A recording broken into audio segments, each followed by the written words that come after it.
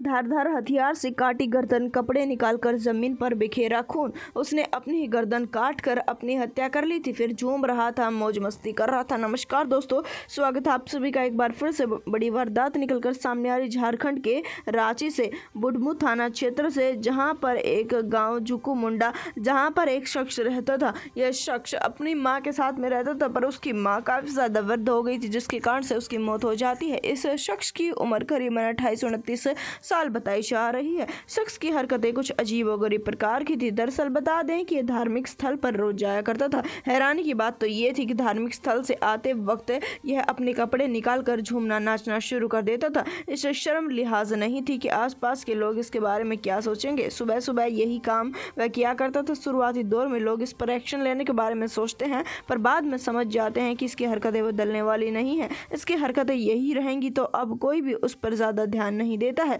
उसकी हरकतें यूं ही थी और ऐसी हरकतें करना उसे पसंद था। ऐसी हरकतें करके वह खूब झूमा करता था, नाचा करता था, मौज मस्ती किया करता था। सुबह की बात है, जिस समय पर वह ठान चुका था। सुबह उठता है वह 5 बजे और उठते ही वह नहा लेता है। नहाकर वह धार्मिक स्थल की तरफ जाता है। हैरानी की बात आपको बता दें कि उसके घर में मोटरसाइकिल तक थी, पर वह पैदल जाया करता था। काफी दूर तक वह पैदल जाता है और पैदल जाने के पश्चात में धार्मिक स्थल से अपने घर पर आता है। घर पर आने के पश्चात में एक फैसला कर चुका था, जिसके चलते अपनी ही गर्दन वह काट लेता है। अपनी गर्दन काटने के बाद में अपने कपड़े निकाल कर वह गली में अंदर झूमना शुरू कर देता है। गली के लोग उसे देख रहे थे। उसकी गर्दन कटने की वजह से खून गिर रहा था जमीन पर। किसकी हिम्मत थी उसे रोक लेने की, क्योंकि उसकी हरकतें रोजाना की तरह आज भी उठपटांग लोगों को दिखाई दे रही थी। खून टपक रहा था, पर कोई भी कुछ नहीं बोल पाता है। देखते ही देखते वह झूमता रहता है। 2 से 3 मिनट तक झूमने के पश्चात में धड़ाम से